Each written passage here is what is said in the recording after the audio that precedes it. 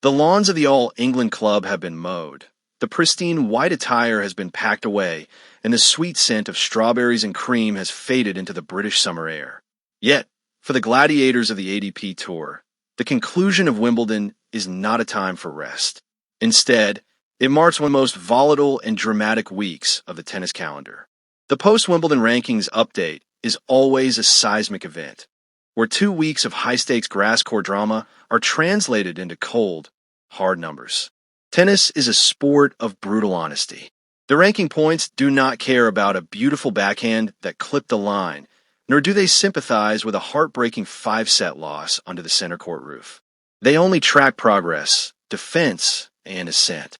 This week, as the dust settles on the grass swing, the top 10 features a fascinating mix of resurging stalwarts, young guns asserting their dominance, and a couple of unexpected names crashing the elite party. Let us dive into the elite echelon of men's tennis, climbing from the 10th spot all the way to the very summit of the sport. Taylor Fritz, Form USA, with 3,365 points. Sitting right on the edge of the elite bracket is America's premier hardcourt threat, Taylor Fritz. Fritz has long been the flag bearer for the American men's resurgence, known for his thunderous serve and a forehand that can penetrate any defense on tour. While grass has occasionally rewarded his flat, aggressive hitting, a mixed run at SW19 has seen him slide slightly, landing him in the 10th spot. For Fritz, staying in the top 10 is a constant battle of consistency. The talent is undeniable, but as the tour transitions back to the North American hard courts, his preferred stomping ground, all eyes will be on the Californian to see if he can launch another assault on the single-digit rankings. Flavio Kobali from Italy with 3,460 points. Perhaps the most staggering and refreshing story of the season is the rise of Italy's Flavio Kobali. Just a year ago, Kobali was a name known mostly to tennis purists and those who frequent the challenger circuit. Today, he sits proudly at world number 9. Italian tennis is undergoing a golden era, and Kobali is riding that wave with a brand of fearless, athletic clay-to-grass transitioning tennis that has caught the entire tour off guard. His presence in the top 10 after Wimbledon is a testament to a relentless work ethic and an ability to grind out wins when the spotlight is at its brightest. Daniil Medvedev with 3,670 points. The self-described hard-court specialist continues to show that his unique, octopus-like defensive style can be effective on any surface, even if he claims to hate the grass. Daniil Medvedev occupying the 8th spot is a quiet reminder of his sheer resilience. Medvedev's game is a psychological puzzle.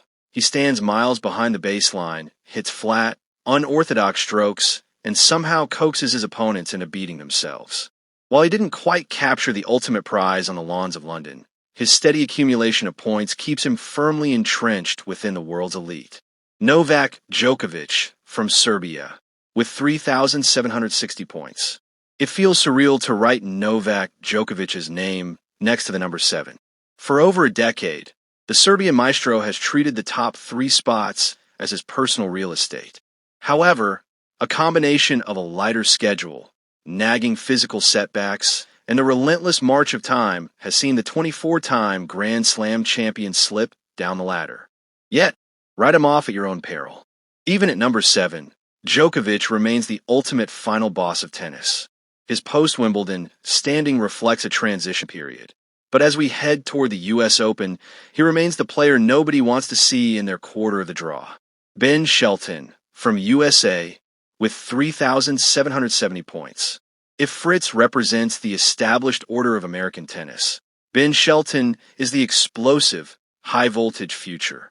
Moving up to world number 6. The young lefty has electrified audiences with a serve that regularly clocks close to 150 miles per hour and an infectious, hyper-energetic on-court persona. Shelton's game is built for the big stage, and his performances over the grass swing have proven that his semifinal run at the U.S. Open a couple of years ago was no fluke. He plays with a joyful, aggressive abandon that makes him one of the most watchable figures in the sport today. Alex de Minaur from Australia with 4,110 points. Affectionately known as the Demon, Australia's Alex de Minaur occupies the 5th spot. De Minaur's rise into the top 5 is one of the most heartwarming stories of the tour. Lacking the towering height or raw power of some of his peers, the Aussie has willed himself to the top through sheer, unadulterated speed and competitive grit. There is no lost cause on a tennis court when de Minaur is playing. His grass court pedigree is elite, and his post-Wimbledon ranking is a well-deserved reward for a player who squeezes every ounce of potential out of his frame. Felix Auger-Aliassime from Canada with 4,740 points. Canada's Felix Auger-Aliassime sits at number 4, representing a massive resurgence for a player who has spent the last couple of seasons battling form and fitness. At his best, Auger-Aliassime possesses one of the most elegant and devastating athletic games on the tour. His serve is a weapon of mass destruction, and his movement is effortless. Having put together a highly consistent run over the past few months, his high ranking is a warning shot to the rest of the tour that the Canadian prodigy is finally ready to fulfill his immense Grand Slam potential. Carlos Alcaraz from Spain with 8,160 points. The reigning phenomenon of Spanish tennis finds himself at number 3 this week, a slight slip after a dramatic Wimbledon campaign. Carlos Alcaraz plays tennis like he is painting a masterpiece on a canvas, filled with drop shots, sliding forehands, and a joyous smile. Despite dropping down a spot due to the brutal mathematics of the ranking system, Alcaraz remains the co-custodian of the sport's future. At just 23 years old, he already has a lifetime of achievements, and his rivalry with the man at number 1 is set to define the next decade of athletics. Alexander Zverev from Germany with 8,480 points. Climbing to the 2nd spot on the podium is Germany's Alexander Zverev. Zverev's run to the Wimbledon final was a masterclass in modern, powerhouse tennis. Armed with perhaps the most reliable backhand in the game and a first serve that acts like a missile, Zverev pushed through the draw with ruthless efficiency. Though he fell just short in the final on center court, his runner-up finish propelled him past Alcaraz in the rankings. He is closer than ever to that elusive maiden Grand Slam, and his number 2 ranking reflects a player in the absolute prime of his career. Jannik Sinner from Italy with 13,450 points. At the very peak of the mountain, looking down with a colossal lead of nearly 5,000 points, sits Jannik Sinner. The Italian's triumph at Wimbledon was a statement of absolute sovereignty. Defending his title with a gutsy, ice-cold composure, Sinner captured his 5th career Grand Slam and solidified his status as the undisputed king of men's tennis. Sinner's game has evolved into a flawless machine.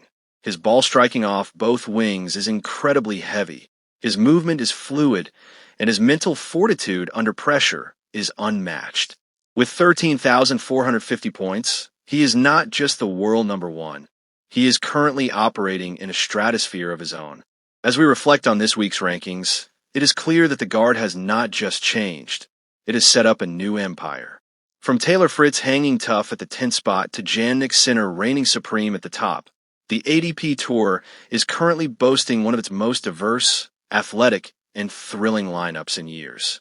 These post-Wimbledon rankings serve as a blueprint for the battles to come as the tour shifts toward the blistering hard courts of North America.